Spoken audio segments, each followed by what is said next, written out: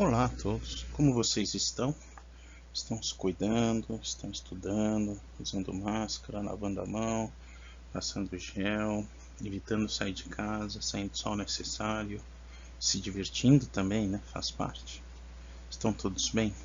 Hoje vamos dar continuidade, vamos entrar no nosso segundo bimestre e vamos continuar nossos estudos tendo como ponto de referência e ponto de partida o nosso material de referência, que é o vídeo do Centro de Mídias. Então ele é o nosso ponto primeiro, e a nossa apostila do segundo bimestre, páginas 84 e 85.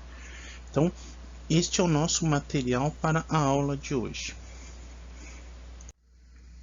Nosso objetivo, como sempre em toda aula, é compreender a aula do Centro de Mídias, um ponto, não toda, um ponto que tenha relação com o conteúdo da apostila, e desse conteúdo deixar no ar ou levar a novas reflexões, e a que vocês observem todos esses temas que foram tratados, tanto aqui, quanto no Centro de Mídias, quanto na apostila, no dia a dia de vocês. Então perceber que toda esta teoria ela tem uma ação prática. O ponto primeiro dessa nossa aula, dessa nossa reflexão, é este momento da aula do Centro de Mídias, em que o professor ele trata sobre a ética ou a filosofia moral como uma reflexão sobre as noções e princípios que fundamentam a vida moral. Então, lembrem-se que nós já discutimos, quando nós ainda estávamos na escola, a questão de ética e moral, e de como cada indivíduo, para ser livre, ele precisa fazer uma reflexão, ele precisa chegar aos seus princípios de ética e de moral. Nós vamos iniciar aqui na página 84, entendendo como nós podemos nos reconhecer indivíduos. Esse exercício nós já fizemos em sala, né? Então, me reconhecer indivíduo é me reconhecer como alguém único, alguém racional e alguém livre. Então, vamos olhar como que a apostila e como o Centro de Mídia, eles vão nos ajudar a passar por esta ideia aqui. Então, na nossa apostila, nós vamos ter três filósofos, né? Três contextos ou três ideias para esse momento. O primeiro é o John Locke. Então, John Locke em 2 minutos, 3 minutos, óbvio, nós vamos só passar por alto, mas é o que nós precisamos saber para entender ele neste momento. Ele pertence a uma corrente chamada contratualismo, ou seja, a sociedade elabora um contrato, e este contrato ele guia as pessoas que fazem parte da sociedade. Então, o nosso Brasil possui um contrato chamado Constituição Federal. Esta Constituição, na visão do contratualismo, ela não cai do céu, ela não vem um anjo e a entrega, ela é fruto do quê? Das pessoas que aqui habitavam ou das pessoas que aqui descobriram. Então, todo este amálgama de cidadãos, de indivíduos que moravam neste lugar que veio a se chamar Brasil, então eles se reúnem e resolvem formalizar um contrato. Podemos nos aprofundar mais para frente, né? São pensadores contratualistas: Thomas Hobbes, o John Locke, o Rousseau e o Kant também é. Muitos não o consideram contratualista, mas há uma corrente que diz que ele sim é contratualista, porque ele até faz um contrato falando sobre a paz perpétua. O contratualista ele parte de um problema, ou chamado estado de natureza. Então, o que acontece no estado de natureza? Não tem o estado, é cada um por si, cada um se vira, e eu preciso conviver com o outro. Então, para o Hobbes, esta situação, este estado de natureza, é o famoso homem-lobo do homem. Então, um é inimigo do outro. Salvo engano, nós falamos por alto desse conceito quando a gente estava vendo o conteúdo do ano, né? Para Hobbes, o que acontece? Eu preciso do Estado e a força do Estado para garantir a paz. Como que vai ser esta paz? Pela segurança. O Locke, como contratualista, ele vai entender o seguinte: o Hobbes já resolveu o problema da segurança, agora eu preciso dar um passo à frente, eu preciso tratar do indivíduo que faz parte deste Estado. Então, esta paz ela vai ser ameaçada quando o homem coloca outrem sob seu poder e o submete à sua vontade. Ou seja, a paz ela vai sofrer um problema quando as pessoas não forem livres. Então, o que você tem de mais precioso em Locke é a sua vida, é o seu trabalho. Quando alguém tira isto de você sem uma compensação, sem uma igualdade, eu tenho um problema. Então, por exemplo, o Locke faz a teoria sobre a moeda. Então, o que é a moeda? Eu vou ceder o meu trabalho a alguém, e em troca eu vou receber algo justo pelo meu trabalho. Então, quando isso for justo, for o combinado, for o contratado, eu tenho paz. Agora, quando isto não acontece, eu vou ter treta. Então, isto é algo observável hoje. Então, abrindo um parênteses, teve um jogador, salvo engano, foi do Corinthians, que ele processou o time porque ele tinha que jogar à noite e jogar nos domingos. E, salvo engano, ele ganhou esta ação, eu não lembro. Ou seja, o contrato que deveria firmar a paz não foi respeitado, segundo ele. Isso gerou um conflito, iria gerar uma situação de guerra, de inimizade. Quem que vai apaziguar isso? O Estado. Na função de quem? Na função do juiz. Então eu tenho um problema, em vez de sair com um pedaço de pau e ir lá cobrar o cara que me deve, eu entro na justiça, argumento os meus pontos, as minhas provas, e a justiça vai demonstrar quem está correto perante este contrato social.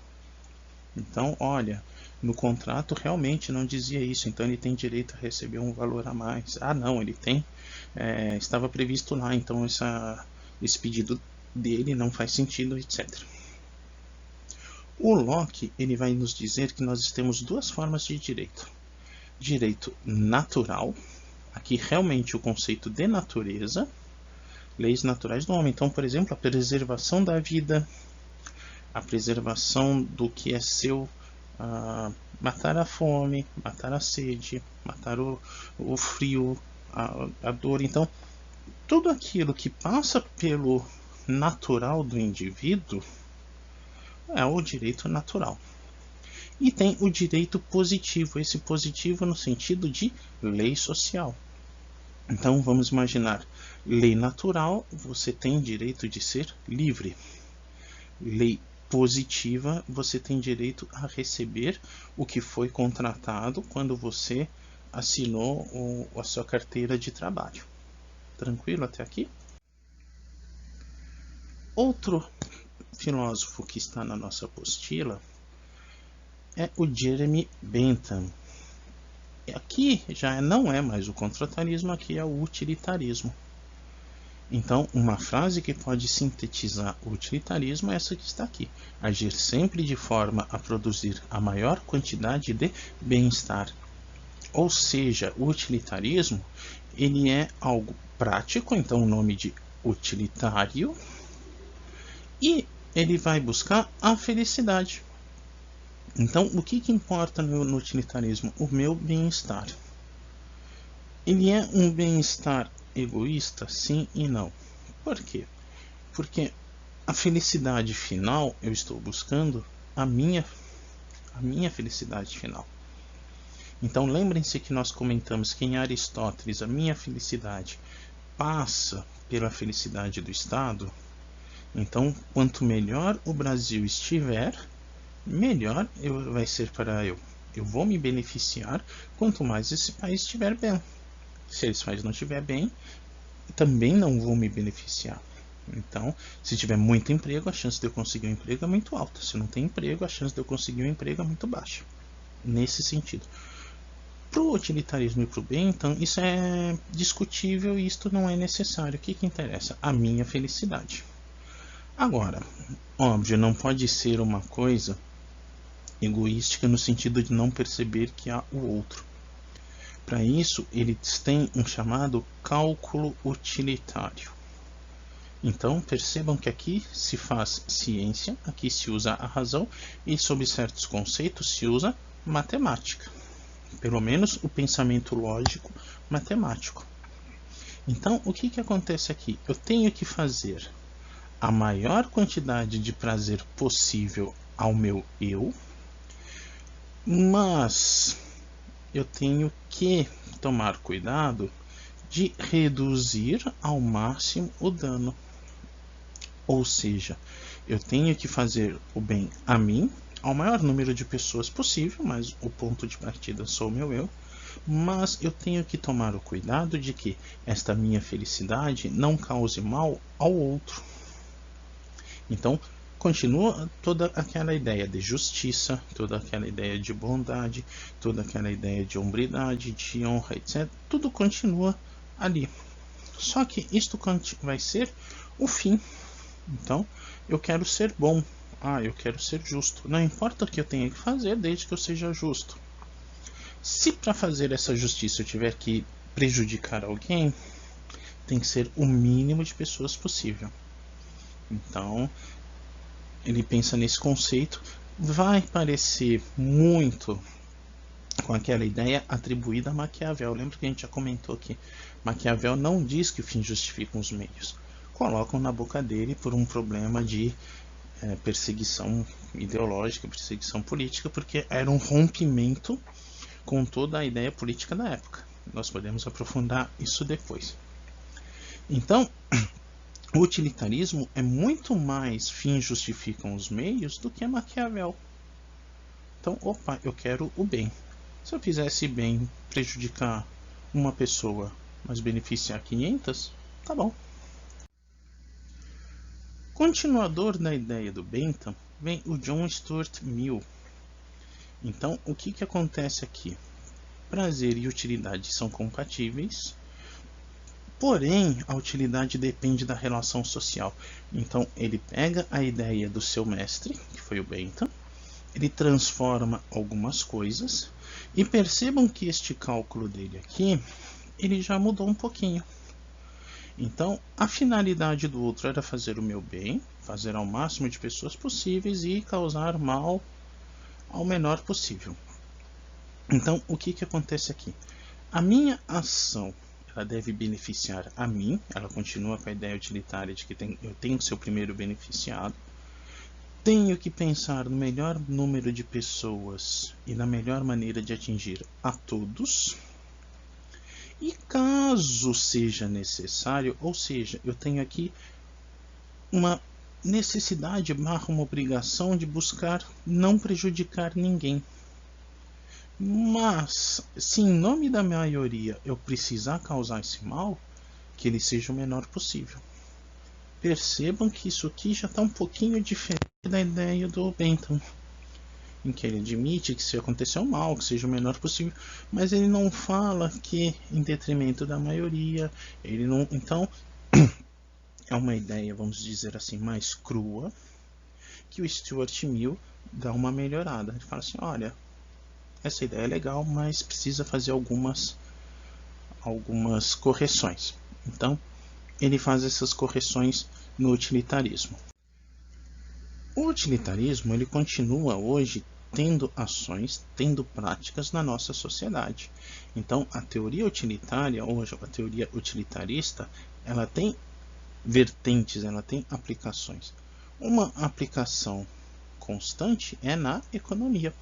Então, por exemplo, concorrência, preços, propaganda. Então, o que eu vou buscar com tudo isso? Vender o meu produto ao maior número possível de pessoas. Então, vou gerar esta minha felicidade de ficar rico, vou atingir o máximo número de pessoas possível e tem um efeito colateral que algumas não vão poder comprar, ou por preço, ou por falta de vontade, ou por qualquer coisa que seja. Por exemplo, PlayStation 5.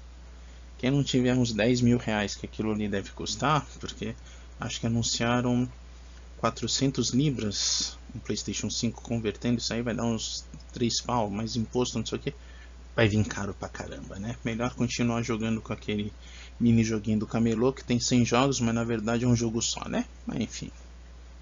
Outra situação, as seguradoras. Então você vai fazer um seguro, por exemplo, um seguro de carro, você preenche vários quesitos em um formulário. Esses quesitos entram numa fórmula própria deles e eles vão observar se o seu carro tem maior ou menor visibilidade para um roubo. Então o seu carro é mais visado, é menos visado, a tua idade, o teu tempo de experiência com carteira, se você tem algum trabalho insalubre, se você já tem alguma... Então tudo isso vai entrando na fórmula para ver quanto que vai custar esse seguro e quanto que isso vai voltar para você. Um exemplo mais fácil ainda de ver, infelizmente, a ideia de política partidária. Lembre-se, política é bem comum dentro da sociedade. Mas aqui nesse sentido nós vamos usar a palavra no sentido corrupta dela, que é falar do político como uma classe social. Então, não é raro nós vermos o quê? Que as pessoas estão neste mundo político, muitas vezes, para adotar medidas que favoreçam a elas mesmas, e não a maioria. Então, poxa vida, está acabando o ano, vamos nos dar aumento. Mas e para o aposentado? Não tem dinheiro para isso, infelizmente. Então, situação prática, situação que a gente pode observar. E se vocês pararem para pensar, se vocês pararem para ver em filmes, desenhos, em outras situações do nosso dia a dia, vocês vão encontrar outros exemplos de utilitarismo, né? Supera. Então vamos pôr a mão na massa agora, né? Na página 85 da apostila, temos algumas questões. Respondam no caderno, matutem um pouquinho, pensem nisso um pouquinho, para perceber se esse utilitarismo, se esse contratualismo nós podemos enxergar no mundo de hoje ou não. Então, por exemplo, para o filósofo utilitarista, para que servem as ações? Nós falamos sobre isso. Para o Stuart Mill, o que é felicidade? Também já começa a ficar fácil. Se nós perguntássemos para o Locke, contratualismo, ele já não é utilitarista, cuidado, né? Se perguntássemos para o Locke o que é o indivíduo, que resposta ele nos daria? Eu posso pensar que esse utilitarismo ainda hoje ele acontece, sim ou não? E o network, dei uma pesquisada, vale a pena pesquisar sobre o network. É aquela rede de contatos que vai sendo criada entre as pessoas, em que nós vamos sendo indicadas para alguém que nos conhece. Então, você conhece alguém que faça bolo? Eu conheço, eu tenho uma amiga, tenho uma prima, não sei quem, que ela faz e tal.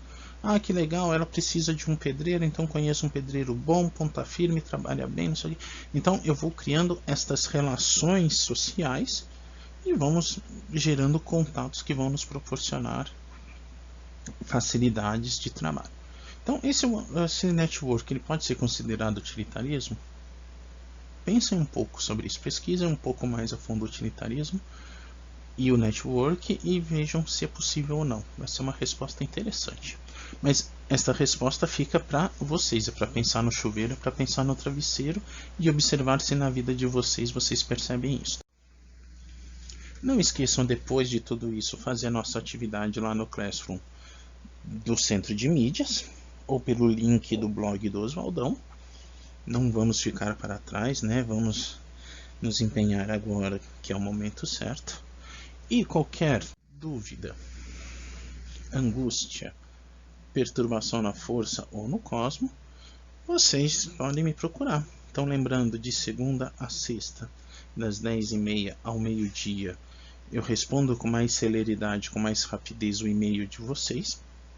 Eu estou vendo no Classroom de aprender como criar uma sala para poder dar um atendimento mais, vamos dizer assim, humanizado, sem ser essa letra fria. Então, provavelmente no próximo vídeo a gente já vai ter isso. Mas não se esqueçam, né? Estudar bastante, se cuidar bastante e se divertir também. Porque se a gente ficar muito parado, nossa mente vai começar a maquinar muita coisa doida e a gente começa a enlouquecer. Então, mente sã, corpo são, e vendo coisas sadias, filmes bons, estudando bastante. Certo, senhores? Uma ótima semana a todos, bons estudos e até o próximo vídeo.